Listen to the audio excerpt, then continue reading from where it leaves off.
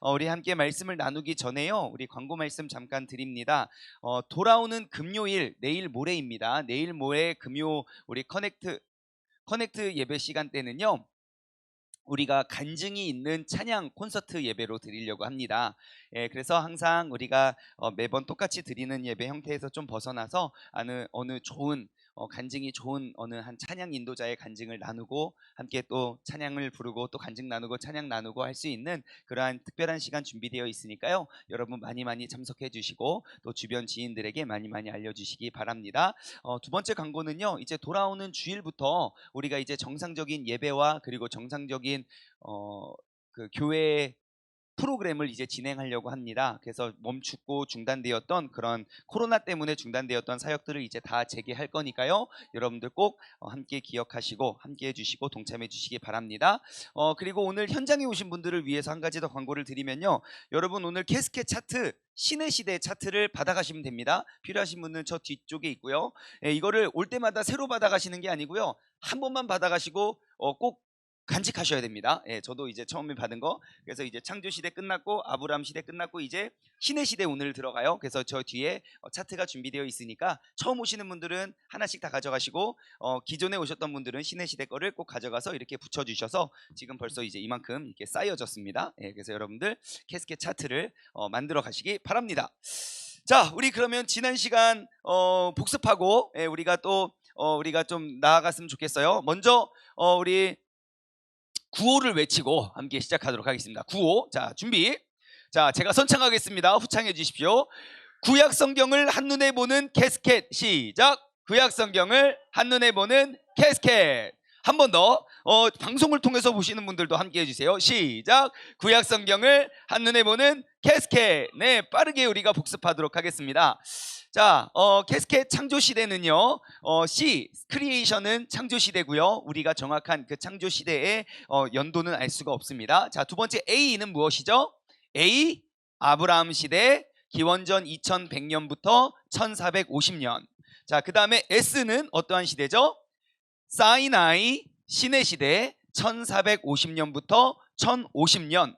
자, 그 다음에 K는요, K, 킹스 왕정시대, 기원전 1050년에서 586년, 586 컴퓨터 기억하시라 했어요.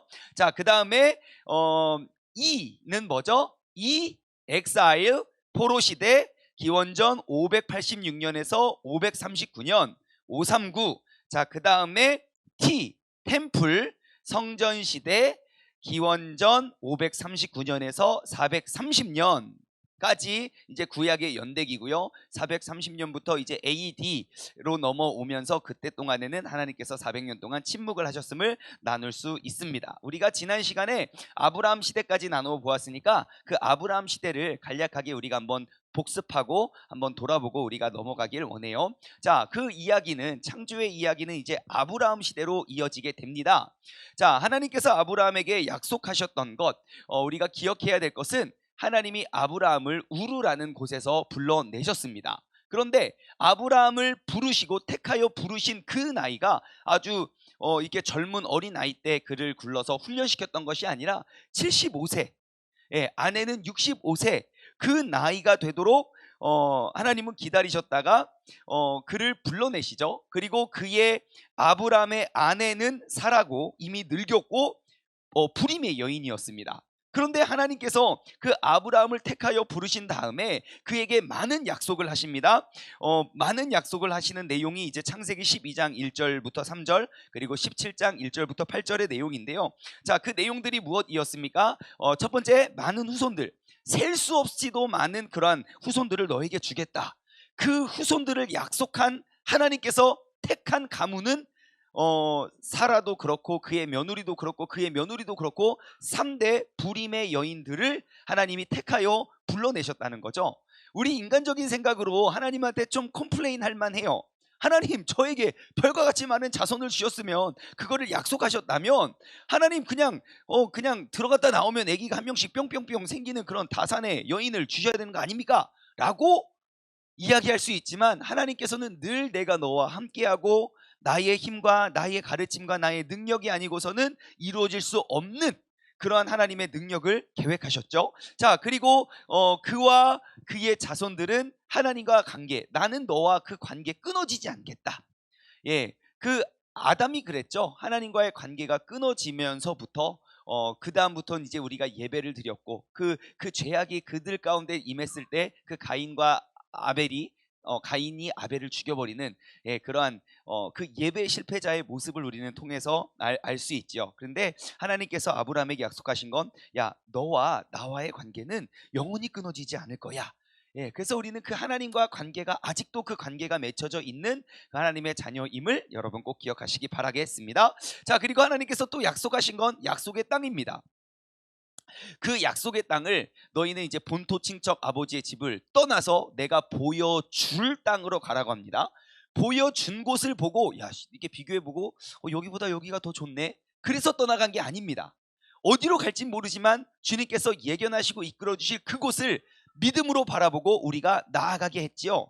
여러분, 항상 우리의 신앙은 바로 그런 것입니다. 우리가 보고 내가 판단하고 비교해서 더 좋은 쪽으로 우리가 나아가는 건 믿음 없는 사람이 하는 겁니다. 우리가 믿음의 사람이라면 하나님께서 보여주실 것을 믿고 지금보다 더 낫고 더 훌륭하고 더 좋은 곳으로 우리를 인도하실, 이끄실 그 하나님을 기대함으로 우리가 믿음으로 나아갈 수 있는 주님의 자녀 되길 소망합니다. 자, 그리고 또 한 가지 하나님이 약속하신 건 바로 하나님의 임재입니다. 내가 너희와 늘 함께 하겠다.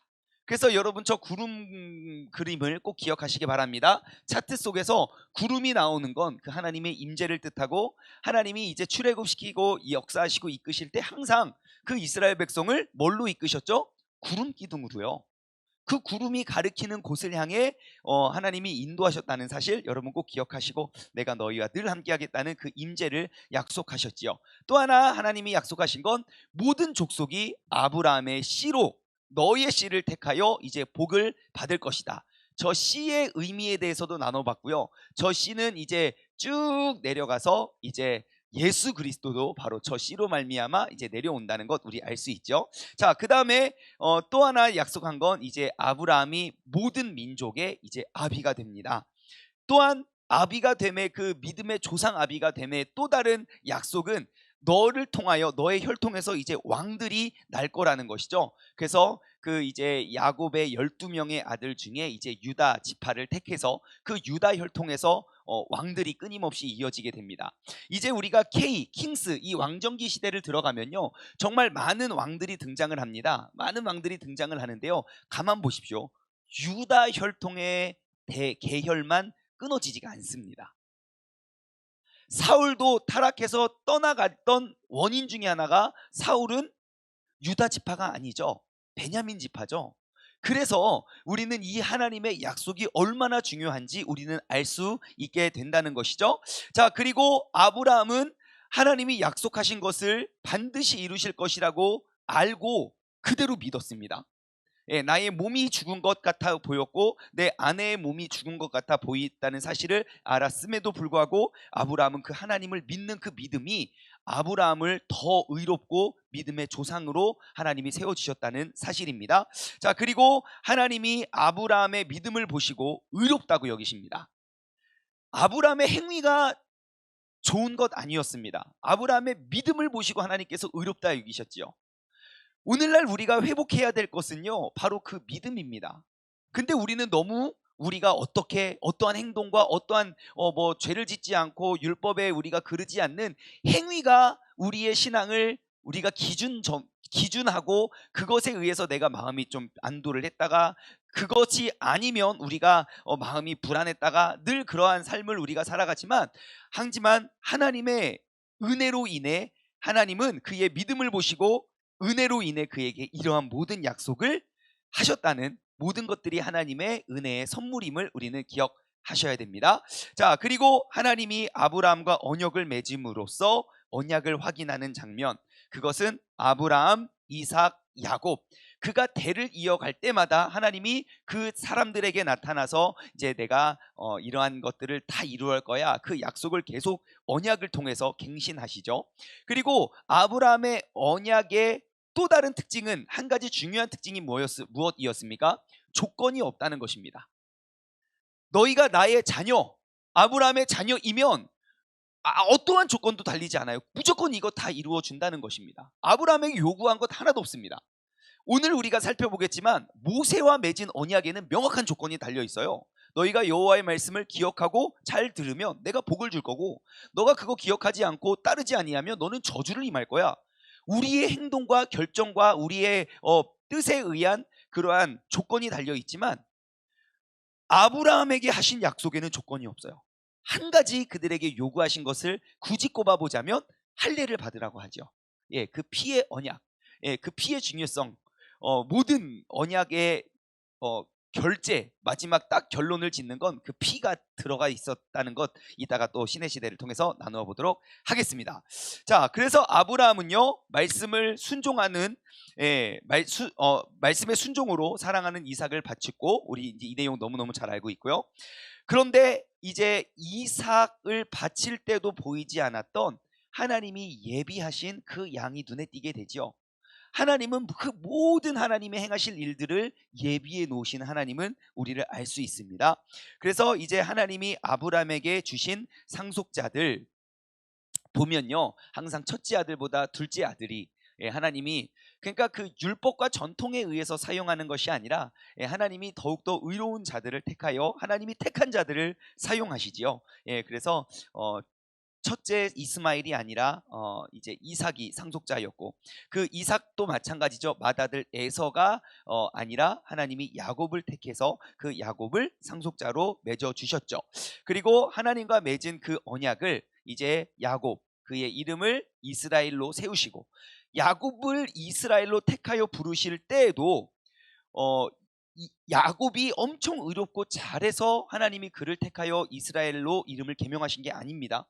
하나님의 약속에 의한 그러한 기억이었고 그 약속에 의한 행위였습니다. 심지어 야곱은 형의 그 장자의 축복권을 빼앗아 가서 도망가는 그러한 상황 속에서도 하나님의 결정한 그 하나님의 계획과 약속은 그 상황 속에서도 이루어진다는 사실을 우리는 알 수 있죠. 그리고 야곱, 그 이스라엘에게는 12명의 아들이 있었고 결국 이들에 의해서 12지파가 나누어지게 됩니다. 그리고 이스라엘 자손은 애굽의 노예가 되었고, 그리고 그 400년간 이제 노예 생활을 하고, 너무너무 힘들고 어려운 상황에 나는 너무너무 힘들어 막 죽겠다. 그리고 여러분들이 그 지금 이제 이집트에 가면요, 오늘 이 당시 애굽, 오늘날의 이집트에 가면요, 혹시 다녀오셨습니까? 이집트? 많이 다녀오셨군요. 굉장히 부럽네요. 이집트에 가면 뭐가 있죠? 네, 피라미드하고 스핑크스가 있습니다. 그거 언제 만들었다고 설명해 주시나요? 기억이 나지 않죠? 우리가 학자들이 봤을 때 바로 그 요셉의 후손, 그러니까 이스라엘 혈통이 거기서 고된 노동이 바로 그런 거였다고 봐요. 그래서 이스라엘 혈통에 의해서 그러한, 지금도 미스테리잖아요. 어떻게 그걸 이렇게 만들고 이렇게 다 했을까? 바로 이때 이렇게 고된 노동을 통해서 너무너무 힘들다 외칠 때 하나님의 또 다른 계획, 그 구원이 그들 가운데 임하게 되지요. 여기까지가 이제 아브라함, 정말 10분 동안 우리가 막 촤라라락 정말 모든 구약을 다 꿰고 계시는 표정을 지어주셔서 감사합니다. 자, 그래서 오늘은 그 이야기는요, 이제 세 번째 신의 시대로 이제 이어지게 됩니다. 여러분, 신의 시대의 기간 몇 년부터 몇 년까지죠?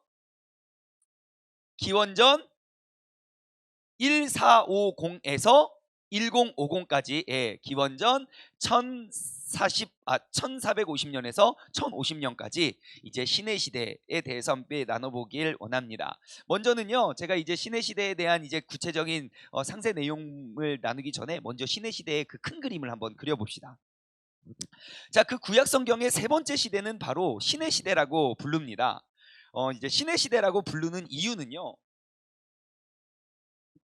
하나님께서 모세가 아니라 이스라엘 백성을 출애굽시키신 다음에 그들을 1년여 동안 그들을 그러니까 신의 산으로 그들을 데리고 가셔서 너무너무 중요한 율례와 법도와 앞으로 이룰 그런 약속들을 그 신의 산에서 다 이루어 내셨기 때문에, 그리고 그 신의 산에서 맺은 그 언약과 그 약속이 지금까지도 우리에게 계속 유용하기 때문에 우리는 이 세 번째 사건을, 구약 성경의 세 번째 사건을 우리는 신의 시대로 우리는 명하였습니다.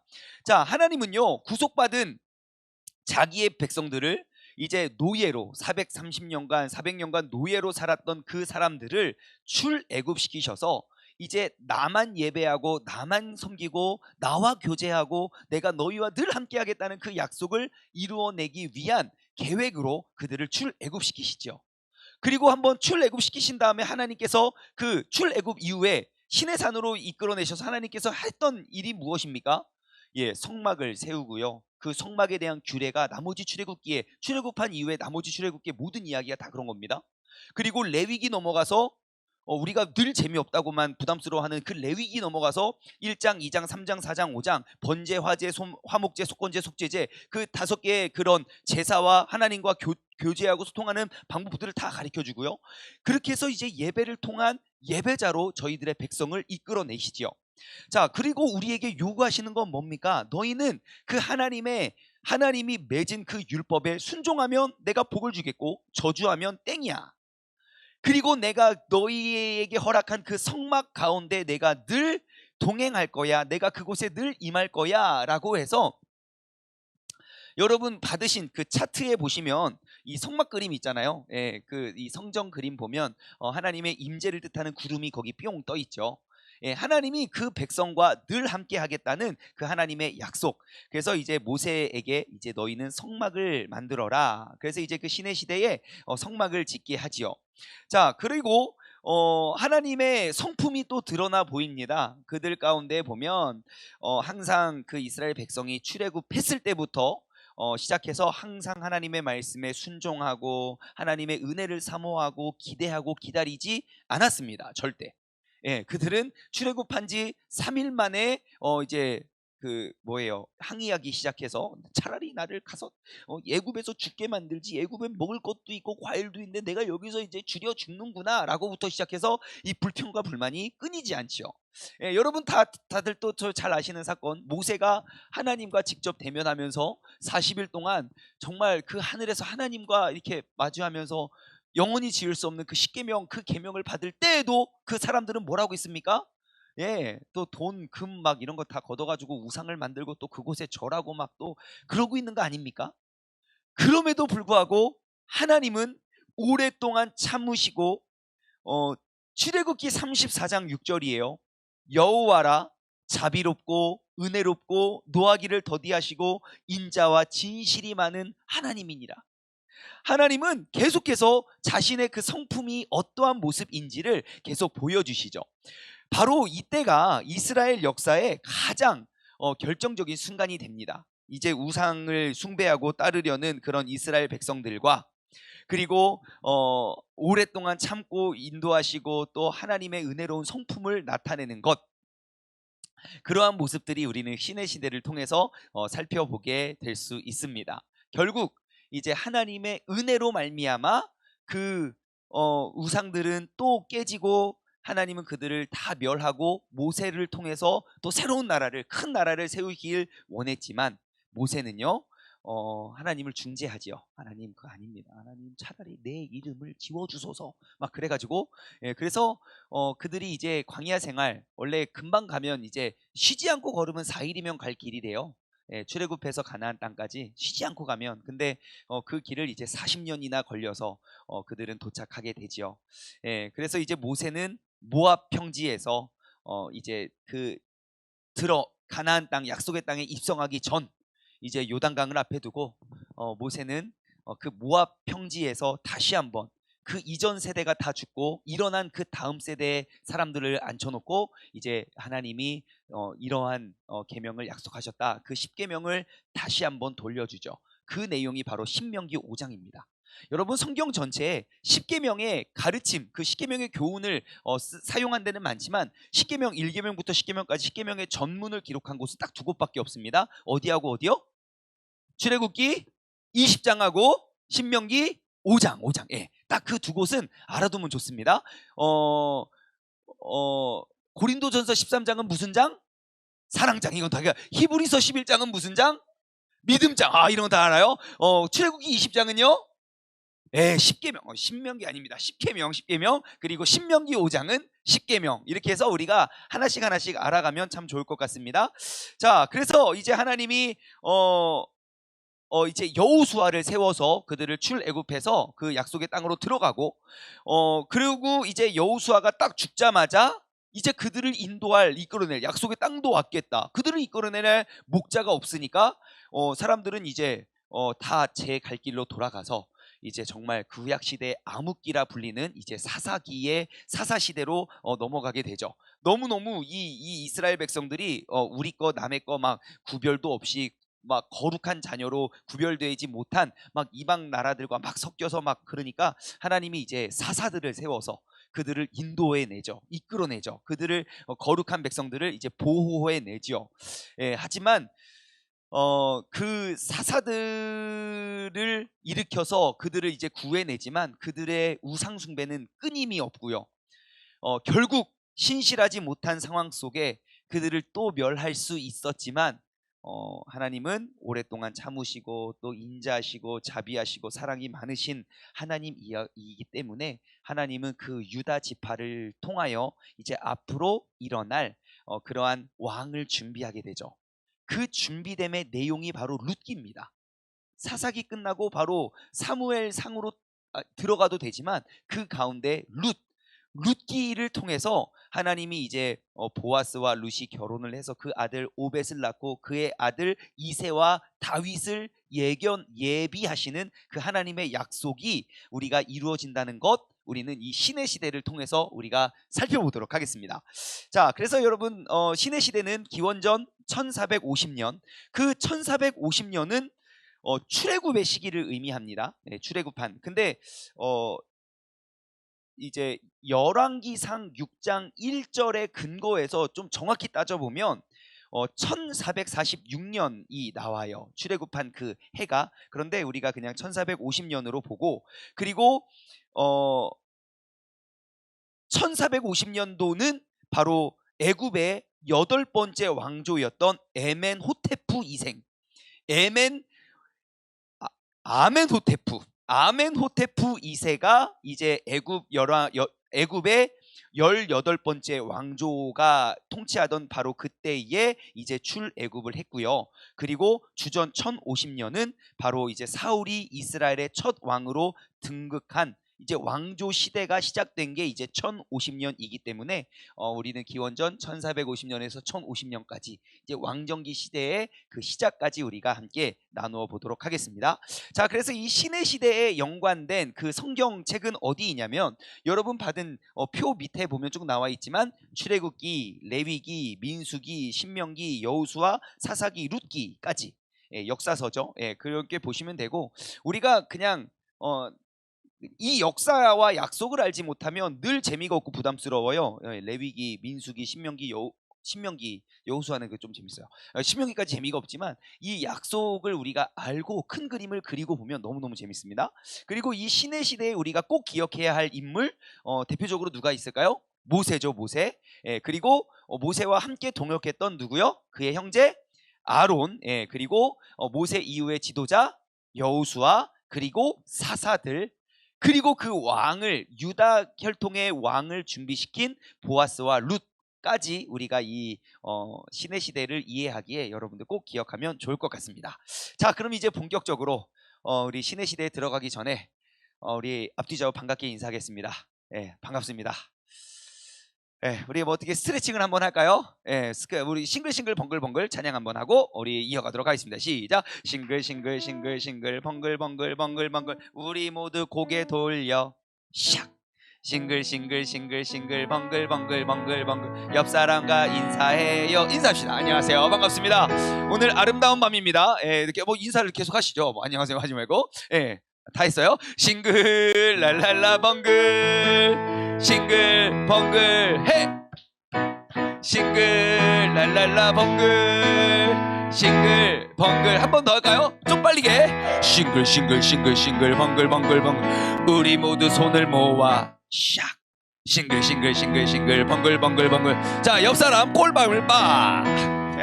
간지럼필 줄 알았죠? 네, 싱글 랄랄라 벙글 싱글 벙글 해. 싱글 랄랄라 벙글 싱글 벙글 해. 네, 이제 새로운 마음으로 뭔가 새롭게 시작하는 것 같네요. 예, 우리가 이제 신의 시대를 본격적으로 들어가 보도록 하겠습니다. 여러분, 그 신의 시대를 대표하는 그림이 무엇이죠? 예, 두 돌판입니다. 두 돌판. 왜냐하면 이 두 돌판, 그 십계명이 그만큼 중요하다는 것을 우리가 기억하기 위해서 두 돌판으로 정해 놨습니다. 자, 우리가 신의 시대를 들어가면서 먼저 우리가 기억해야 할 인물이 있습니다. 누구일까요? 함께 읽어볼까요? 시작. 모세는 하나님이 택하신 지도자다. 예, 여러분, 이 하나님의 택함이 얼마나 중요한지 우리는 다시 한번 기억하게 됩니다. 여러분, 모세가 손들고 나오지 않았습니다. 하나님, 저 준비됐습니다. 하나님, 이스라엘 백성 너무너무 힘들고 하나님 나에게 그러한 꿈을 주셔서 하나님 내가 나아가겠습니다. 아니요, 모세는요, 하나님이 그냥 택한 자녀, 택한 지도자라는 사실을 우리는 기억해야 됩니다. 하나님께서는요, 세상 모든 사람들을 그냥 우연히 부르시지 않습니다.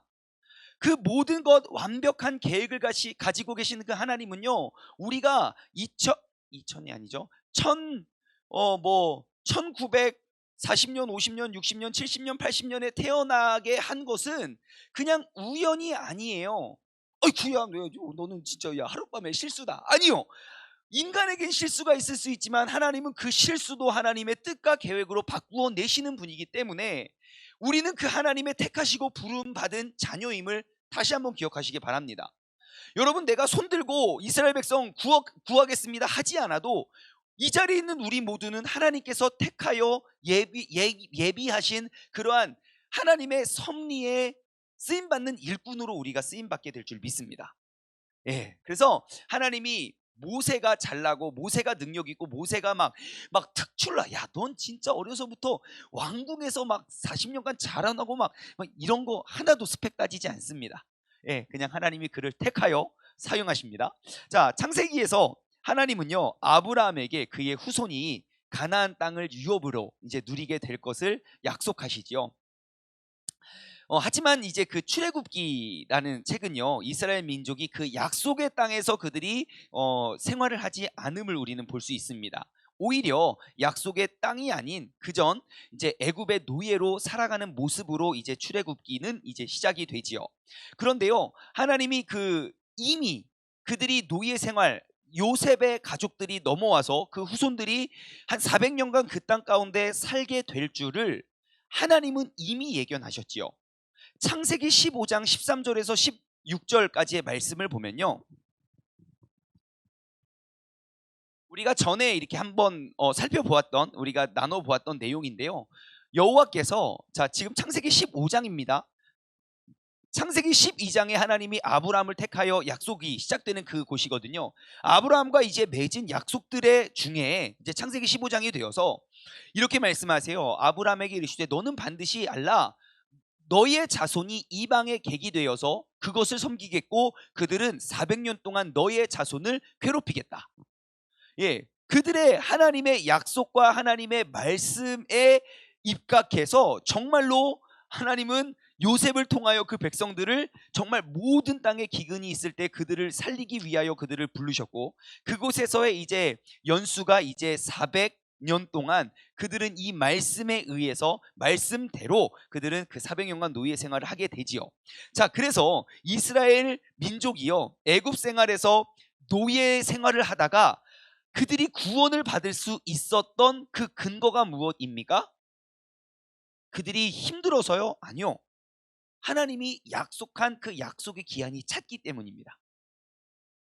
하나님은요, 그 사람들이 왜 그때만 힘들었겠습니까? 그때만 힘들다고 기도했겠습니까? 아니죠.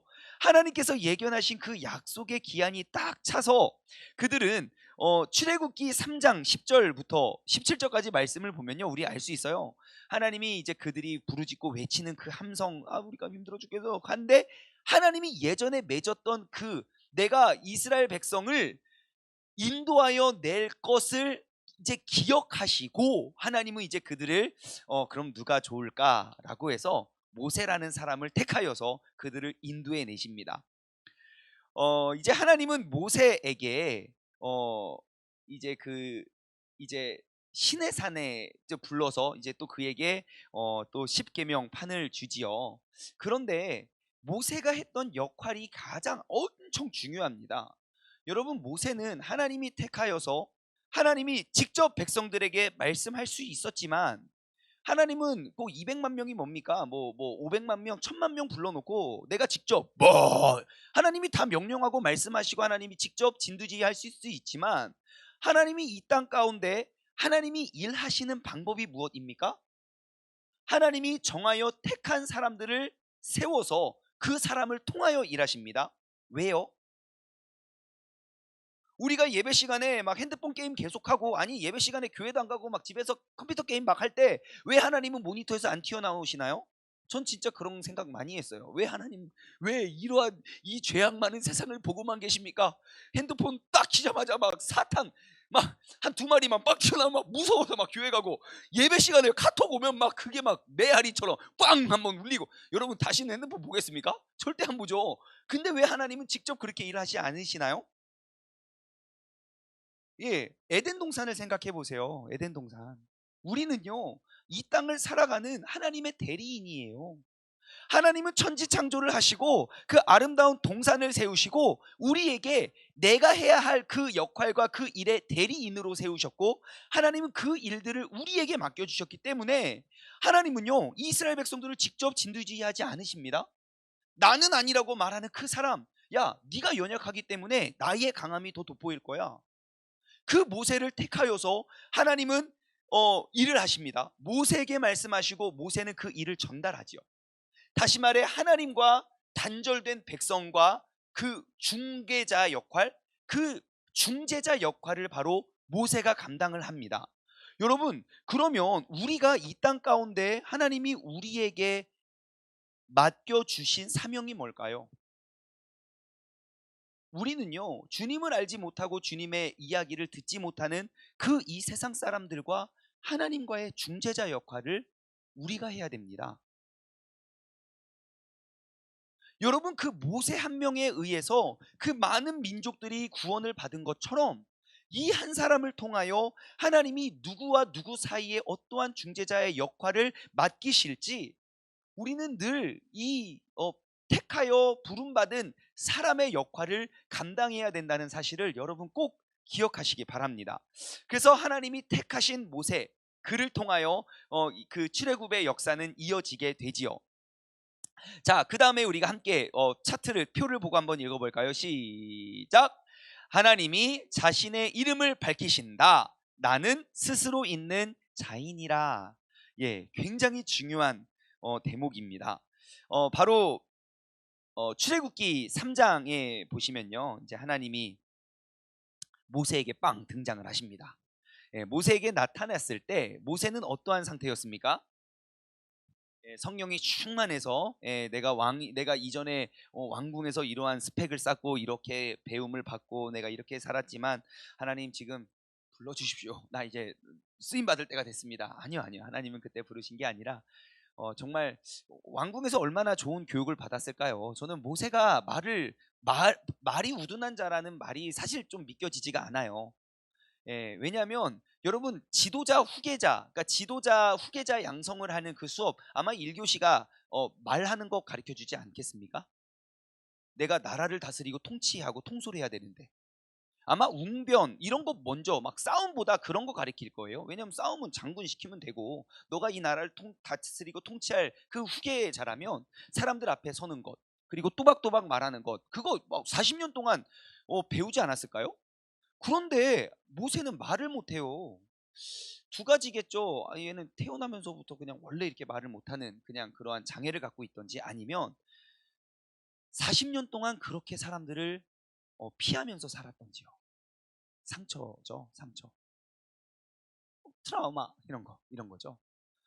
옛날에는 내가 이렇게 막 말도 잘하고, 왜 그런 사람이 있어요. 성격이 저도 이제 오랜 고등학교 친구들을 이렇게 만났는데, 정말 고등학교 때는 정말 조용조용하던 아이가 완전 성격이 달라진 경우도 봤고요.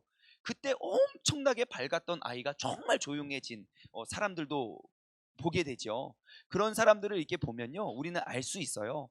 아, 이것이 모세도 정말 원래 이렇게 말을 잘했던 사람이었지만 그만큼 대인 기피와 너무 무서워서 왕의 훈련을 받았던 사람이 뭐 사람 하나 죽였다고 그게 뭐 그렇게 큰 일입니까? 하지만 그 모든 것들을 다 버리고 40년간 은둔 생활을 했던 것 보면 그는 가장 영적으로나 가장 힘들고 어려운 따로 그런 때가 아니었나 싶습니다. 그런데 하나님이 그런 연약한 모세를 찾아가서 하나님이 딱 나타나십니다.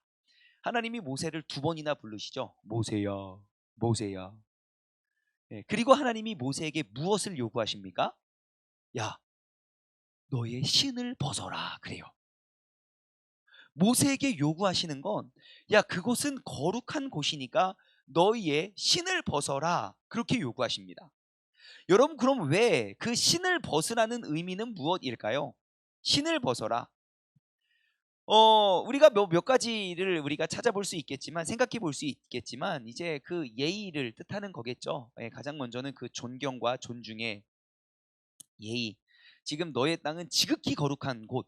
예, 예전에는 이제 교회가 지금처럼 이렇게 현대 교회가 현대화되기 이전에는 강대상도요, 여러분 아무도 못 올라오게 했습니다. 예, 강대상을 무슨 지금 저처럼 신발을 신고 큰일 날 일이에요. 옛날 교회. 옛날 드럼이요? 아우, 이단이라 그랬습니다. 교회에서 드럼 치면. 제가 어릴 때까지만 해도 그랬어요. 그래서 교회에 드럼을 들이냐 마냐 그걸로 막 맨날 회의하고 그랬었어요. 예, 오직 오르간, 그 파이프 오르간 막 이런 것만 놓고 그렇게 했었죠. 피아노도 막 저게 뭐 뉴에이지네 아니네 막 그러면서 막 논쟁이 많았고요. 예, 근데 이제 현대 이제 모습 속에서 이런 게 바뀌었지만 너희가 그 거룩한 곳에라 너는 신을 벗어라. 여러분, 신을 벗으라는 것은요, 우리가 이전 때까지 내가 살아왔던 나의 삶의 모든 발걸음 발자취를 이제 벗으라는 의미로 볼 수 있습니다. 모세야, 네가 이전에 어떻게 살아왔던지 그것은 하나도 중요하지 않아. 너희의 삶의 발걸음 발자취를 이제 벗어버려라. 나는 너를 통하여, 너를 택하여 너와 함께 앞으로 어마어마한 일들을 새롭게 시작할 거니까 이전에 네가 했던 그런 모든 과거의 모습들은 너는 다 청산하고 이제 나와 함께 동행하지 않겠니? 여러분, 우리가 하나님을 만나 하나님의 택함 받은 자녀로서 내가 하나님으로부터 그러한 소명을 얻게 되면요, 여러분 신발 먼저 벗으셔야 됩니다. 여러분, 우리가 자살하기 전에 꼭 사람들이 어딘가 뛰어내리기 전에 하는 게 뭡니까? 신을 벗습니다. 왜 그럴까 생각해 보면요, 이 신발은 우리가 걸어왔던 그 발자취, 발걸음을 남기는 것을 의미하잖아요. 그 신발은 나의 모든 삶을 버텨내고 있는 거잖아요. 우리가 옷을 입으면 이렇게 내 움직임에 따라 모양도 달라지고 구부려지지만 여러분, 신발은 항상 그 모습 그대로 유지하고 있습니다. 신발을 벗을 때나 신을 때나 항상 그 나의 모든 삶을 다 버텨내면서 그 형태를 유지하는 게 신발이잖아요. 그런데 우리가 그 주님의 택하심, 그 부르심의 소명 앞에 딱 섰을 땐 주님께서는 나에게 너의 신을 벗으라고 요구하십니다.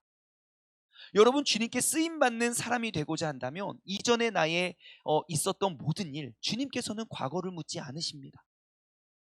주님과 동행할 그것들을 기억하시기 바랍니다. 또 하나, 신을 벗으라는 또 하나의 의미는 무엇일까요? 여러분, 예전에 몇천 년 전만 해도 주인과 종을 구분할 수 있는 가장 쉬운 방법은 무엇인지 아십니까? 바로 신발입니다. 왜냐? 종은요, 신을 신을 수가 없었거든요. 그래서 이제 그 탕자 비유 아시잖아요. 예, 그 짐 떠난 탕자에게 그 아버지가 뭐 합니까? 제일 좋은 신을 그에게 신기잖아요. 제일 좋은 옷을 입히고 그의 신분을 회복하고 그다음에 이제 그의 신을 신기라는 건, 예, 너는 이제 더 이상 종이 아니라 이제 너는 주인이다. 근데 아브라함에게 신을 벗으라는 건 무엇을 의미합니까? 너는 나의 종이다. 이제 너는 나에게 속한, 내가 택한, 너는 나의 종으로서 이제 살아가야 된다. 이제 너는 너의 마음과 너의 뜻대로 너의 행동을 만들어가는 것이 아니라 정말 주님께서 부르신 대로, 주님께서 명령하고 말씀하시는 대로 그대로 순종하고 따를 수 있는 나의 종이 되지 않겠니? 이제 너희의 신을 벗어라 라고 주님께서 요구하시는 것입니다. 여러분, 하나님 앞에 우리가 신을 벗은 모습으로 나아오길 원합니다. 여러분, 우리가 하나님 앞에 나오는 우리의 예배 역시 내가 이곳이 정말 거룩한 곳임을 깨닫고 내가 지난 뭐 하루 동안 혹은 3일 동안 혹은 한 주 동안 나의 삶을 돌아보고 내가 신었던 그러한 신발을 벗고 주님 앞에 엎드려 보십시오. 그리고 주님의 종된 자로서 전달되고 선포되어지는 메시지에, 그게 매일의 새벽 예배가 됐든 저녁 예배가 됐든 뭐 철야 주일 예배가 됐든, 내가 그 신을 벗은 모습으로 거룩한 자리에 준비하여 나아가 보십시오. 그러면 우리의 매일의 예배가 달라질 것입니다. 하나님은 모세를 택하여 이제 신을 벗으라고 하셨고요. 이제 하나님은 모세를 자신의 대변인으로 보내십니다. 가서 내가 하고 싶은 말, 내가 나누고 싶은 말, 내가 가르쳐주고 싶은 그것들을 전달하라고 합니다. 여러분, 모세를요, 그 말도 우둔하고 사람들 앞에 서지도 못하고 그랬던 모세를 택하여 뭘로 삼으셨다고요? 하나님의 대변인으로요. 하나님의 대변인으로 부르셨어요. 그러면 하나님께서 이 땅 가운데 우리가 이 세상의 하나님을 알지 못하는 많은 사람들 앞에 우리를, 너희는 세상의 빛이다, 그 빛의 소명을 가지고 우리를 부르신 하나님은 우리를 뭘로 부르시겠습니까? 하나님의 대변인으로 부르시겠지요. 그래서 우리가 너희는 예루살렘과 온 유대와 사마리아 땅 끝까지 이르러 나의 증인이 되리라. 여러분, 하나님의 복음 메시지의 증인은 우리가 먼저 하나님의 행하셨던 그런 모든 약속과 일들의 대변인이 돼야 돼요. 그러면 그 증인, 전하는 사람이 누군지는 중요하지 않아요. 실제 있었던 사건, 그 전하는 메시지가 무엇이느냐가 중요한 거죠. 그러므로 우리는 이 땅에 하나님의 대변인으로 우리가 부름받았다는 사실을 여러분 꼭 기억하시기 바랍니다. 우리가 그 약속을 기억하고 하나님의 대변인, 또 다른 말로는 하나님과 사람들 사이에, 그 죄인들 사이의 중재자로 우리의 역할을 우리가 담당하며 나아가길 원합니다. 그래서 하나님은요, 이제 자기 백성들을 억압했던 그런 모든 것들로부터 우리가 출애굽해서 이제 젖과 꿀이 흐르는 그 땅으로 이제 인도해 내실 것을 이야기합니다. 그런데 모세는 뭐라 그래요? 난 계속 못한다. 너 못해요. 너 못해요. 8번이나 변명하거든요. 근데 하나님이 결국 뭐라고 하시는지 아십니까? 가장 중요한 약속. 야, 모세야, 걱정하지 마. 내가 너와 함께 할게. 여러분, 우리가 아무리 약하고 아무리 부족하고 아무리 어려워도요, 하나님이 나와 함께 하시면 아무 문제가 되지 않습니다. 여러분, 내가 너와 함께 하겠다는 약속이 어디서부터 시작됐나요? 아브라함에게 말씀하셨잖아요. 내가 너와 늘 함께 할게. 여러분, 이 약속은 오늘 우리의 삶 가운데도 그대로 유효합니다. 내가 두렵고 떨린 이유는요, 어려움이 커서가 아닙니다. 하나님이 보여지지 않아서 그래요. 내 눈앞에 문제가 너무너무 크게 보이고 내가 어떻게 해야 될지 모른다면, 여러분, 그 문제가 내가 한 번도 경험해 보지 못했던, 아니 내 능력으로는 도저히 감당이 안 될 어마어마한 무서운 문제여서가 아니에요. 내가 그 하나님이 내 삶에 느껴지지 않기 때문입니다. 여러분, 하나님이 늘 함께 하신 그 아브라함의 약속을 기억하고 그렇게 연약하고 부족한 모세와 함께 하심으로 이루어내신 그러한 모든 역사를 우리가 기억한다면, 오늘도 나의 삶의 모습 가운데 여러분, 하나님과 늘 함께 하시는 것에 우리가 더욱더 집중할 수 있는 여러분 모두가 되시길 소망합니다. 하나님이 함께 하신다 말씀하신 다음에 이제 자신의 이름을 나는 누구다 라고 이제 모세가 물어봐요. 사람들이 그럼 뭐라 그래요? 뭐 하나님이 누구냐고 하면 뭐라 그래요? 그러니까 하나님이 친히 나는 누구다라고 소개하는 그런 진짜 중요한, 이 신학적으로 가장 중요한 개념이 여기에 딱 등장을 합니다. 하나님이 뭐라고 합니까? 출애굽기 3장 14절입니다. 3장 14절 함께 읽어볼까요? 시작. 하나님이 모세에게 이르시되 나는 스스로 있는 자이라. 또 이르시되 너는 이스라엘 자손에게 이같이 이르기를 스스로 있는 자가 너희에게 보내셨다 하라. 하나님은 누구십니까? 하나님은 스스로 계시는 분이에요. 하나님은 스스로 계시는 분. 여러분, 이거 굉장히 중요한 개념입니다. 자, 하나님은요, 스스로 계시는 분이에요. 그래서 우리는 이것을 하나님을 그 여호와라는 단어 히브리어 원어 성경에 보면요. 사실 여호와라는 우리는 야훼라고 읽는 그 여호와라는 단어는요. 원래는 모음이 없는 단어입니다. 자음만 있어요. 그래서 야훼라는 그런 단어가 자음만 기록을 했어요. 왜냐하면 여호와의 이름을 망령되이 일컬어선 안 됐기 때문에 우리가 그 여호와라는 그 이름을 우리 이 더러운 이 죄인의 입에 막 오르락 내리락 하면 안 됐기 때문이죠. 그래서 그 사람들은 여호와라는 것을 자음만 기록했어요. 근데 문제가 뭡니까? 여호와라는 이름을 자음만 기록하다 보니까 예를 들어 여호와 이응 히읗 이응 딱 기억했어요. 그래서 예전에 이 사람들이 하나님의 율법을 막 읽고 낭독할 때 여호와라는 이름이 나올 때요. 어 뭐 예를 들어 하나님이 바로와 모세 자신들에게 이렇게 말씀하실 때 여호와께서 그러면 여호와라는 이름이 딱 기록이 되면요. 그들은 그 단어를 입으로 말하지 않고 잠시 멈추고 하늘을 바라보고 다시 그 다음 단어를 읽어갔어요. 너무너무 거룩하고 존귀한 이름이었기 때문이죠. 그런데 문제는 뭐냐면 이응 히읗 이응 이렇게 했더니 여호와라고 기억하는 사람이 없는 거예요. 아호와 우히오 뭐 이렇게 여호와라는 이름이 더 점점점 퇴색되어지고 없어지고 변질되어 가니까 다시 자음을 쓰기 시작한 거예요. 그래서 여호와라는 이름, 그리고 이제 영어 성경에는 여호와라는 것을 꼭 LORD 다 대문자로 씁니다. 그 거룩한 이름이기 때문에. 자, 근데 그 여호와라는 이름의 뜻이 뭐냐면 스스로 있는 자다. 그 나는 스스로 있는 자, 내가 여호와다라고 이야기해요. 근데 그 스스로 있는 자 이 단어를요. 헬라어 그 신약 성경으로 넘어오면 에고 에이미라고 합니다. 한번 따라해 보시겠어요? 에고 에이미. 그러니까 여호와 그 야훼를 그대로 신약 성경에 옮겨 놓으면 에고 에임이에요. 그걸 영어로 번역하면 I am이에요. I am. I am who I am 이에요. 나는 나다. 그게 이제 오늘 본문에 나는 스스로 있는 자다. 이게 엄청 중요한 개념인데 그 에고 에임이 나는 나다라는 그 개념이 요한복음에 7번이나 등장을 해요. 여러분 요한복음 보시면 마테마가 누가에는 등록되지 않는 기록되지 않은 나는 누구다라고 예수님께서 7번이나 우리는 그거를 7IM, 7IM이라고 해요. 나가 누구인지를 7번이나 말씀해 주세요. 첫 번째 뭡니까? 나는 생명의 떡이다. 나는 세상의 빛이다. 나는 양들의 문이다. 나는 선한 목자다. 나는 부활이고 생명이다. 나는 길이고 진리고 생명이다. 나는 참 포도나무다. 예수님이 요한복음에만 기록한 그런 7가지의 나는 누구다의 그 개념이 바로 에고 에임이에요.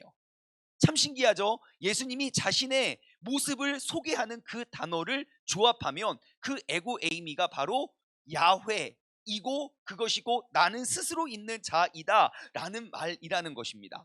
자, 그래서 그 모든 것들은 나는 있다라는 동사에서 나온 그 스스로 계신 하나님을 소개하는 거 있죠.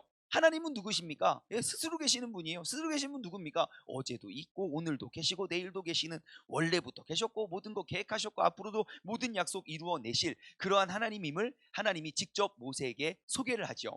자, 그래서 이제 모세가 바로에게 찾아갑니다. 가서 이제 내가 하나님의 말씀을 대언하러 왔다. 그럼 바로가 뭐라고 합니까? 야, 니네 하나님 니네만 있냐? 야, 여기도 하나님이 있어. 왜냐면 그때는 다신론관이었거든요. 그들이 알고 있던 그런 신론은 항상 모든 곳에 신이 다 있었기 때문이에요. 야, 우리가 모시는 신이 더 커, 더 세. 아니야, 하나님이 스스로 계신 분이 더 세. 나 일로 보냈어.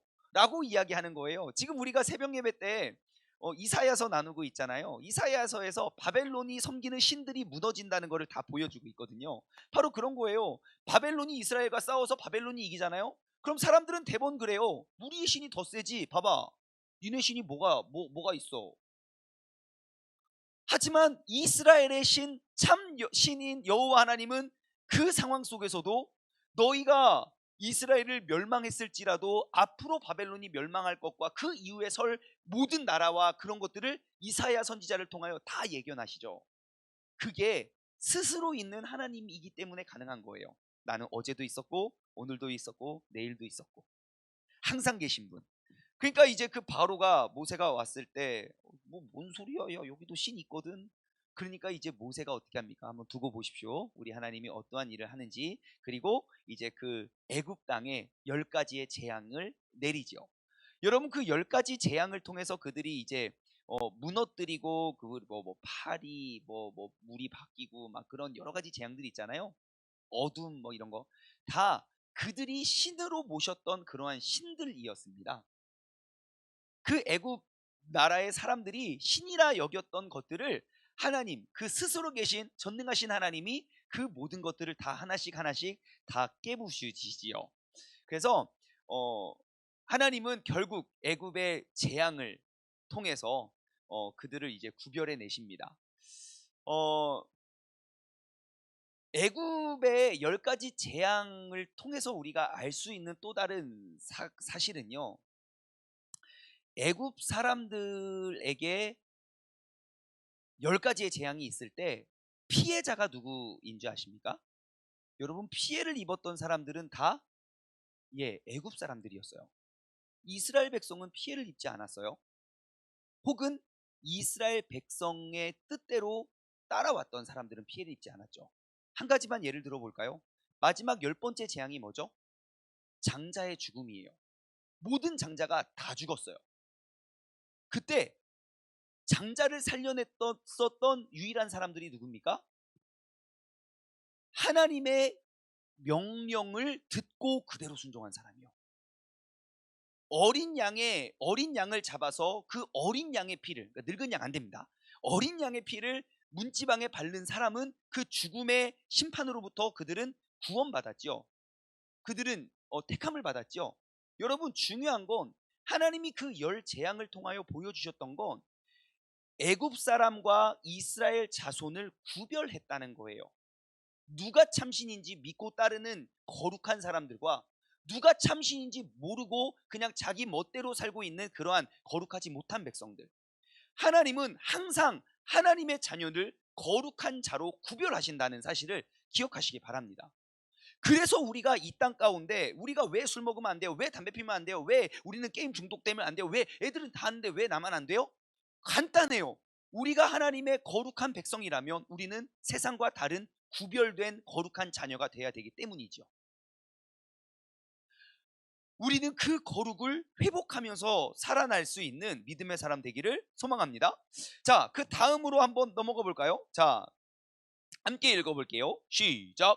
하나님이 자기 백성을 구원해 내신다. 바로 출애굽기 12에서 15장의 내용입니다. 하나님은요, 이제 그 10재앙의 마지막 재앙, 그 10번째 재앙, 죽음의 천사를 그 애굽 전역에 보내서 이스라엘 자손에게 이제 뭘 요구하십니까? 흠없는 어린 양을 이제 준비하라고 합니다. 그래서 그 피를 바르고 무교병 만들어서 또 같이 먹고 그리고 고기를 또 먹고 하는 거였습니다. 그래서 그 죽음의 신이 그때 왔을 때 내가 죽음의 신이 이 그 문지방에 묻어 있는 그 피를 보고 넘어갔다라고 해서 유월절이라고 이름을 짓죠. 유월절이 영어로는요 패스오버라고 합니다. 패스오버. 한번 따라해 볼까요? 패스오버. 예? 자, 패스오버는요 두 단어의 합성어예요. 어디를 지나가다 패스 하는 거 있죠. PASS 패스 지나가다라는 단어와 어디 위에 어디를 넘어서 오버 게임 오버 그럼 너 게임 끝 이런 거죠. 그래서 오버라는 단어를 이렇게 두 단어의 이제 합성어가 된 거죠. 그래서 그 애굽에서 탈출한 애굽에서 이제 죽음으로 끝나는 것이 아니라 그 죽음이 이어지고 그 죽음의 신으로부터 이제 죽음을 생명으로 넘어갔다라고 해서 그 유월절을 제정을 하죠. 그리고 그 유대인들은요 지금까지도 그 유월절을 너무너무 열심히 지키고 있습니다. 왜일까요? 그 유월절은 우리가 애굽에서 탈출한 것을 기억한 그날 그 시가 하나님은 우리는 노예로부터 우리를 예배자로 불러놓으신 사건이기 때문입니다. 그래서 하나님이 유월절을 통하여 보여주신 건 뭡니까? 야, 나는 스스로 있는 여호와 하나님이야. 나 전능하신 사람이야. 그리고 그 전능하신 이가 너희를 택하여 내가 구해냈다 라는 것을 의미하는 게 바로 유월절이 되지요. 그래서 그 유대인들은요, 우리가 10대 11대 대가 내려올도록 우리는 그 노예로 살았지만, 그 노예의 신분으로서부터 우리가 예배자의 신분으로서 참 자유를 얻어낸 그 날을 그들은 기쁨으로 지키고 그들은 살아왔다는 것을 기념하는 날이죠.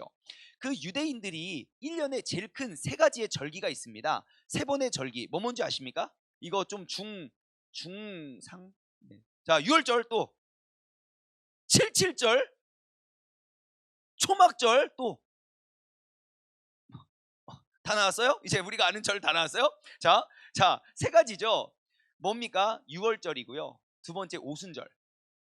예. 오순절 지키고요. 그 다음에 장막절 지킵니다. 장막절. 이 세 가지가 유대인들의 3대 이제 절기인데요. 이제 근데 세 가지 다 이제 잠깐 설명하면, 유월절은 이제 천사가 이제 그 죽음을 이제 넘어갔다라는 걸 의미하는 거고, 오순절은 언제입니까? 예, 그 성령 강림. 근데 이제 오순절이 아까 다른 말로 칠칠절이 오순절로 넘어와요. 그 칠칠절이 왜 중요하냐면, 이제 출애굽한 다음에 이제 7일이 7번 지나서 이제 신의 산에서 이제 율법을 주시는 사건과 관련이 있습니다. 그래서 그 칠칠절을 우리는, 그래서 이제 그 신약 성경에 오순절 날에 성령이 강림하신 이유가 그 칠칠절 때문에 모인 거예요.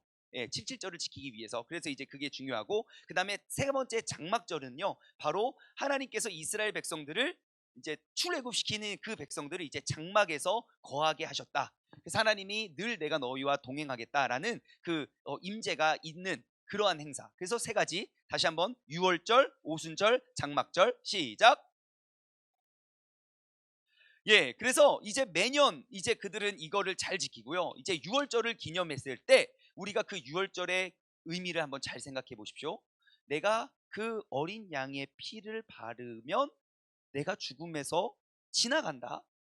이 개념이 세월을 흘러 세례 요한이, 침례 요한이 예수님이 오시는 모습을 딱 보고 뭐라고 했습니까? 봐라, 유월절에 어린 양이 온다고 이야기를 하지요. 예수님께서 이 유월절에 어린 양을 예비하시고 준비하시는 그 하나님의 약속을 우리는 또 바라볼 수 있게 되지요. 자, 그래서 이제 유월절 그 마지막 심판의 때, 그 마지막 10번째 재앙이 임합니다. 그때 하나님이 무엇을 요구하십니까? 야, 흠없는 어린 양, 그 흠없는 어린 양의 피를 발라, 그래요. 그렇죠? 흠없는 어린 양의 피. 흠 있는 양도 아니고요. 어른 양도 안 됩니다. 흠이 없는 어린 양이었어야 됐습니다. 근데 그 사람들이 왜 바르는 사람이 있고 안 바르는 사람이 있었을까요? 무엇의 차이죠? 믿음의 차이죠. 내가 이 피만 바르면 나는 죽지 않을 거라는 그 하나님의 명령에 대한 믿음이 있는 사람은 살았어요. 믿음으로. 하지만 그 믿음이 없어서 아마 유대인 가운데 죽은 사람도 많았을 거고요. 아마 그 잡족, 출애굽했을 때 잡족들이 막 따라왔거든요. 그러한 사람들 가운데 살아냈던 사람들도 많았을 거예요. 왜요? 믿음이 있었기 때문이죠. 그래서 여러분, 우리의 예배도 항상 오늘 내가 이 예배를 통하여 하나님이 나에게 무엇을 말씀하실까? 나와 함께 하시고 나의 예배를 받으실 하나님을 우리가 기대함으로, 여러분, 흠없는 어린 양과 함께 예배 자리에 나오시기 바랍니다. 내가 그 예수 그리스도의 보혈의 피가 내 삶에 묻혀지기만 한다면 나는 죽음으로부터 나는 벗어날 수 있어. 나는 이 어려움으로부터 자유로워질 수 있어. 여러분, 온통 언제나 하나님 앞에 나올 때 우리의 마음과 우리의 자세를 새롭게 함으로 주님 앞에 나오시기 바랍니다. 자, 그래서 이제 바로의 집에도 이제 죽음이 임하게 됐고요. 그리고 이제 그 밤중에 바로가 모세를 부릅니다. 아들, 그 장자, 나의 이 왕위를 이어 계승하게 될 그 왕이 딱 죽자마자 이제 그날 밤에 부릅니다. 출애굽기 12장 29절에서 32장 2절 내용입니다. 자, 12장 29절. 자, 밤중에 자 이제 아들이 막 죽음을 보고 막 온 나라가 아마 울음바다였을걸요.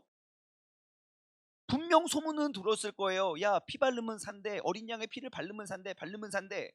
무슨 헛소리 하고 있어. 무슨. 그러다가 진짜 그날 밤에 울음소리가 아마 생각해 보십시오. 그 많은 백성, 그 큰 성읍에 아마 진짜 다 울고 있었을 것입니다. 근데 그 울음소리가 왕궁 안에도 들려진 거예요. 가장 큰 목소리로 가장 우렁차게 그 당시 왕이라 불렸던 애굽의 위대한 그 왕의 울음소리를 듣게 된 거죠. 그래서 그 바로가 그 슬픔을 이기지 못하고 부릅니다. 밤중에 여호와께서 애굽 땅의 모든 처음 난 것 곧 왕위에 앉은 바로의 장자로부터 제일 먼저 죽었어요. 아무튼 옥에 갇힌 사람의 장자까지 가축의 처음 난 것을 다 치심에 30절 그 밤에 바로와 그 모든 신하와 모든 애굽 사람이 일어나고 애굽에 큰 부르짖음이 있었으니 이는 그 나라에 죽임을 당하지 아니한 집이 하나도 없음이었더라. 밤에 바로가 모세와 아론을 불러서 이르되 이제 그 슬픔을 그날 밤을 못 넘기는 거예요. 야, 일로 와 가지고 이스라엘 자손은 일어나 내 백성 가운데서 떠나 너희의 말대로 가서 뭐래요? 뭐 하래요? 여호와 섬기래요. 가서 니네 신 섬기라고. 니네 신 여기 가서 우리 다 죽이지 말고 가서 니네 신 섬기라고, 여호와를 섬기라고 이야기합니다. 32절 너희가 말한 대로 너희의 양과 너희의 소도 몰아가고 나를 위하여 축복하라 하며 그들을 이제 보냅니다. 그 하나님의 계획대로 그들을 출애굽하죠. 그들이 출애굽하는 순간 여러분 뭐가 떠오르는지 아십니까? 바로 구름 기둥이 떠오릅니다. 구름은 뭐라고요? 하나님의 임재라고요. 구름이 뜨면 무엇을 의미합니까? 내가 너희와 늘 함께 하겠다는 것이죠. 여러분, 그러면 우리가 매일매일의 삶 가운데 우리가 기대하고 우리가 찾아야 될 건 무엇입니까? 임재의 구름이요. 하나님 나에게 무엇을 통해 언제 어떻게 보여주실지 몰라요. 하지만 우리가 그 구름 기둥으로 인도하시는 그 하나님의 인도하심을 우리가 늘 기억하고 나아가야 된다는 것입니다. 여러분, 출애굽기 12장 38절 그 밑에 이제 38절 굉장히 중요한 말씀입니다. 여러분 꼭 기억하시고 함께 읽어볼까요? 시작. 수많은 잡족과 양과 소와 심이 많은 가축이 그들과 함께하였으며, 자, 출애굽했을 때 이스라엘 백성 유대인들만 생명을, 그러니까 출애굽 그 약속을 이어간 게 아닙니다. 누가 그들과 함께 했어요? 잡족이요. 잡족. 뭐 짐승들이야. 뭐 저기라고 하지만 수많은 잡족들이 무엇을 바라보고 나아갔습니까? 믿음으로 나아갔죠. 아, 너희들 따라가면 구원을 얻을 수 있다고? 그래? 하고 따라가요. 여러분, 이게 함께함의 은혜입니다. 함께함의 은혜. 내가 누구와 함께하느냐가 이렇게 중요한 거예요. 내가 누구를 따라가느냐, 그리고 누구를 끌고 다니느냐가 그렇게 중요한 거예요. 여러분, 친구 따라 강남 가죠. 예, 그 친구 따라 술 먹고 친구 따라 클럽 가고 친구 따라 다 모든 죄는 다 친구를 따라서 가요. 그래가지고 여러분 항상 기억하십시오. 나의 위치는 어떠한가? 나는 누군가에게 구원을 이끌어주는 사람인가? 죄의 길로 인도해주는 사람인가? 여러분 항상 우리는 그 하나님의 함께함의 은혜가 우리에게 있다는 사실을 기억하시기 바랍니다. 자, 그리고 하나님이 이제 출애굽하고 바로를 다시 좀 미치게 해가지고 야, 쟤네들 가서 다 죽여 이렇게 그래요. 그러니까 이 무시무시한 그 당시 가장 큰 그 권력과 그 군사력을 가지고 있던 애굽, 오늘날로 말하면 여러분 애들이 딱 출애굽했어요. 그러면 일단 뭐가 뜬 겁니까? 일단 막 전투기 막 다 뜨고요. 항공모함 뜨고 막 폭탄 삐삐삐 막 거리고 뒤에서 막 펑펑 거리고 막 뒤에서 총 쏘면서 쫓아오는 거예요. 그러니까 사람들이 뭐라고 합니까? 우리 이제 다 죽었다고 하는 거 아닙니까? 두려워 떨고 있는데 하나님은 또 뭐라고 합니까? 걱정하지 말라고 두려워하지 말라고 그 홍해 앞에서 뭐라고 합니까? 야 너희는 가만히 서서 여호와께서 행하실 일을 그냥 봐라 그래요. 좀 조용히 좀 하고 하나님 믿는다며 그럼 하나님께서 행하실 일을 좀 봐. 근데 그 믿음이 부족한 백성들은 뭐랍니까? 계속 불평하는 거예요. 계속 불평. 여러분 그럼 우리의 삶을 한번 대입해 보십시오. 내 삶에 불평 불만이 끊이지 않는 이유가 뭐 때문입니까? 믿음이 없어서 그렇죠. 믿음이 없어서. 가만히 서서 하나님이 행하실 내게 주어진 역할과 일들을 할 수 있는 건 다 해야죠. 최선을 다해서 해야죠. 하지만 그래도 더 이상 내게 할 게 없을 때는 주님께서 행하실 일 주님께 맡겨야죠. 아무것도 안 하고 빨리 하나님께서 해주시든가 말든가. 아니요. 하나님이 내게 주어진 모든 역할과 재능과 열정과 다해서 해야 되지만 그것도 해도 안 된다면 가만히 서서 하나님께서 행하실 일들을 우리는 바라봐야 됩니다. 출애굽기 14장 13절 보면요, 그 두렵고 떨고 불평 불만하는 그 백성들에게 모세를 통하여 하나님이 이렇게 말씀하라 그래요. 모세가 백성에게 이르되, 함께 읽어볼까요? 너희는 두려워하지 말고 가만히 서서 여호와께서 오늘 너희를 위하여 행하시는 구원을 바라봐라. 너희가 오늘 본 애굽 사람은 영원히 다시 보지 못하리라 하리라. 여러분 우리가 하나님의 중재자로 부름 받았다면, 아까 말했죠. 하나님은 모세를 중재자로 세우셨다고요. 중재자로 우리가 부름 받았다면 여러분 우리도 이러한 믿음의 선포가 필요합니다. 모든 것들이 이루어져서 그것을 말하는 것 말고요, 내가 하나님이 보내신 사명자라면, 내가 하나님의 제자라면, 하나님의 뜻을 전하는 중재자라면 하나님께서 내게 명령하고 말씀하신 그 믿음의 고백이 있어야 된다는 거예요. 여러분 삶을 한번 돌아보십시오. 내가 믿음으로 고백한 나의 믿음의 고백이 언제 있었습니까? 누구에게 있었습니까? 항상 변화되는 일들에 대한 그러한 그냥 보고 말고요, 그냥 변화되는 세상을 따라가면 그냥 죽어요. 6월절 어린 양의 피를 준비할 수 없다고요? 하지만 그 피를 바르면 바른 사람들은 생명을 이어갈 수 있다. 그 믿음이 나에게 있다면, 그 믿음이 나에게 주어졌다면 우리는 믿음의 선포와 고백이 있어야 된다는 겁니다. 여러분 매일매일 하나님과 교제하시죠? 기도하고 말씀 보고 묵상하고 우리가 그런 것 하시죠? 주님께서 우리에게 허락하시는 마음이 있을 겁니다. 여러분 나누십시오. 믿음으로 선포하자고요. 그렇다고 하나님이 나에게 말씀하시죠. 그런 직통계시 이런 걸 말하는 게 아니라 말씀에 근거하여 하나님이 나에게 묵상을 통하여 깨닫게 하신 말씀들을 우리는 나눠야 돼요. 믿음이 없는 사람에게, 주님을 믿지 못하는 사람에게. 하나님께서 이제 그 약속을 이제 선포하게 하죠. 그리고 이스라엘 백성이 이제 바다를 건넙니다. 바다를 가르죠. 한번 여러분 그 홍해 바다를 갈랐을 때를 한번 생각해 봅시다. 출애굽한 이스라엘의 민족의 그 함께한 사람들이 몇 명이었을까요? 참고로 민수기에는 그 출애굽한 백성들에 대한 소개가 나와요. 대략 어른 남성, 저 같은 남성 어른만 대략 60만 명입니다. 자, 그럼 출애굽한 백성들은 몇 명쯤 됐을까요? 에? 몰라요. 그냥 목사님 말해주는 게 아니라 몰라요. 한번 생각해 봅시다. 저가 어른이 있으니까 아내가 있겠죠. 그러면 120만이 됐을 거예요. 평균 아이 몇 명 나실래요? 예?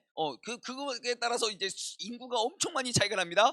평균 2명. 그러니까 저 이제 자녀가 2명이니까 내 가족이다. 그러면 120만 곱하기 240만 명이고요. 그렇죠? 만약 아기를 셋 아니면 넷 낳았다. 그때는 많이 낳았으니까요. 넷이라고 하면 240만, 360만, 480만 명이 돼요. 애를 둘만 더 낳으면 480만이에요. 그런데 그냥 줄여서 줄여서 그냥 2명만 낳았다고 칩시다. 그러면 240만 명이 아니죠. 어린아이와 노인들이 있잖아요. 그래서 240만이 그래도 아니죠. 왜요? 수많은 잡족들이 따라왔잖아요. 그러니까 어림잡아 최소한 300만 명은 훌쩍 넘을 것 같고요. 400만에서 한 800만 명 정도 되지 않을까 싶어요. 그들이 출애굽한 사람들이요. 근데 우린 말씀을 통해서 알 수 있죠. 아무튼 300만 명인지 400만 명인지 모르지만 그 수백만 명의 사람이 그 바다를 걷는데 며칠이 걸립니까? 하룻밤이요, 하룻밤. 그러니까 해가 뜨기 전에 그 모든 사람들이 다 건넜다니까요. 그러면 질문, 홍해가 갈라진 그 넓이가 얼마나 넓을까요? 여러분 그냥 막연히 그냥 우리 영화 빡 해가지고 막 뭐 이열 종대로 막 쭈르륵, 여러분 몇 년 걸립니다. 몇 년. 이열 종대로 그 몇백만 명 걸리려면요. 우리가 생각할 수 있는 건, 여러분 홍해가 갈라진 그 바람에 의해서 갈라졌다는 거 있잖아요. 우리 한국에서도 그거 되게 많이 나타나잖아요. 저 서해 쪽 가면 갈라지는, 아마 그렇게 생각하시면 돼요. 바람이 불어서 갈라지는 그 넓이가 최소 한 8km에서 9km라고 봐요. 8km, km.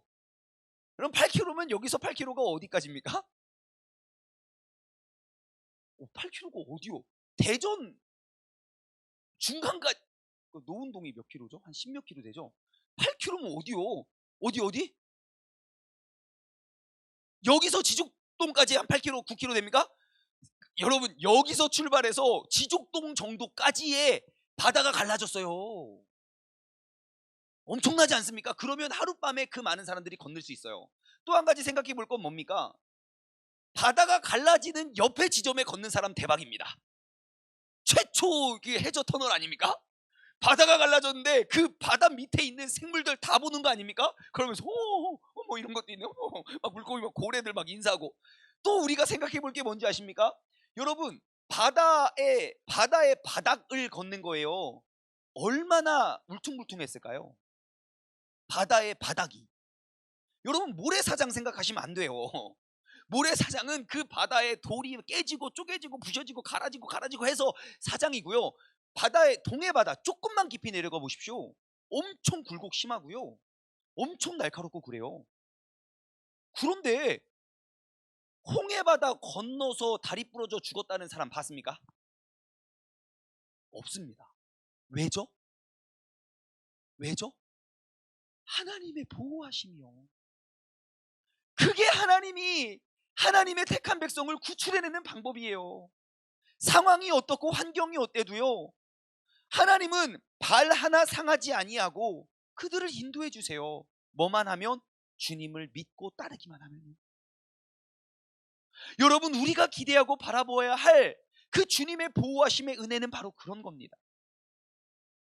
믿음으로 나아가세요. 하나님 저 신발 없는데요. 저 발 아플 것 같아요. 무서워. 여러분 아니요. 그건 믿음 없는 자들이 해야 될 일이에요. 하나님을 믿는다면 설령 그 깊은 바다의 바닥을 건널지라도 담대함으로 나아가세요. 하나님이 보호해 주세요. 그로 인해서 그들은 건너고 이 애굽의 군대들은 다 덮여지게 되죠. 그럼 마지막 질문이에요. 왜 하나님은 바다를 갈라서 그들을 지나가게 했을까요? 차라리 바다 위를 걷게 하시지. 하나님 가능하세요. 아니면 그냥 애국 군대를 다 죽여버리든가, 아니면 다른 길로 돌아가게 하든가, 아니면 하늘로부터 다리가 슉 내려와가지고 샥 건너고 갑자기 다리가 샥 사라지고, 얼마나 멋있습니까? 하나님 왜 뭔들 못해요? 예, 아니면 뭐 막 새 있잖아요. 새, 막 한 몇백만 마리 새 이렇게 막 불개해서 막 탁 잡고 이렇게 날아가. 아니면 물고기 다 동원해서 한 명씩 타 태워서 날릴 수도 있고. 하나님이 갈 수 있는 옵션이 엄청 많은데 왜 굳이 그 많은 사람들을 바다를 막 갈라가지고 지나가게 했냐는 거죠. 우리는 이것을 신학적으로 이렇게 볼 수 있어요. 하나님이 노예로, 하나님을 알지 못하는 사람으로 살다가 그들을 택하여 예배자로, 노예의 신분으로 예배자로 세우시는 첫 번째 고백이 무엇입니까? 침례죠. 세례. 신약 성경에 보면 우리가 어떻게 성령 받습니까? 너희가 회개하고 침례받고 성령을 선물로 받으라 그러죠. 이 사람들이 그 노예 생활을 청산하고 바다를 갈라 그들은 400만 명 집단 세례식, 예? 예. 하나님은 그 물 가운데로 지나가게 하셨다는 사실을 기억하시기 바랍니다. 여러분, 오늘 여기까지 우리가 나누려 볼 때에 여러분, 오늘 우리가 나눈 것들의 내용들을 다시 한번 돌아보시길 바랍니다. 하나님께서 구원하시고 이끄시는 그런 모든 계획, 하나님의 계획과 하나님의 뜻에는 1.1획의 오차가 없습니다. 설령 앞에는 바다가 있고 뒤에는 우리를 죽이는 그런 군대가 쫓아와도 여러분, 우리는 두려워할 이유가 전혀 없습니다. 왜냐? 우리를 지키고 나를 보호하시는 여호와는 전능하신 하나님, 나는 스스로 있는 자, 어제도 있었고 오늘도 있었고 내일도 있고, 어제도 계획했고 내일도 계획한 그 하나님임을 우리가 고백해야 된다는 사실을 우리는 다시 한번 기억하시기 바랍니다. 그리고 하나님께서 그의 백성들은 어떠한 상황 속에서도 하나님은 지키고 보호하시고 그들과 늘 함께 하신다는 그 하나님의 약속의 말씀을 다시 한번 붙잡고 우리가 그 주님의 은혜 가운데 지키심과 보호하심 속에 승리할 수 있는 여러분 모두가 되시길 주님의 이름으로 축원합니다. 기도하겠습니다. 하나님 아버지, 감사합니다. 주님께서 우리를 인도하여 주시고 오늘 이 예배의 자리까지, 우리 수요 성경 공부의 자리까지 이끌어 주신 주님께 감사를 드립니다. 우리가 하나님을 몰랐고 하나님의 약속이 무엇인지 알지 못했기 때문에 우리의 삶에 눈에 보이는 현상과 일들에 우리는 너무너무 많이 흔들리고 우리는 어려워하고 있지만, 우리가 구약 성경을 통하여 약속하신 그 주님의 약속의 말씀을 우리가 기억하고 붙잡았을 때 우리는 더욱더 놀랍고 크신 주님의 은혜를 우리가 누리고 나아갈 수 있게 됨을 고백합니다.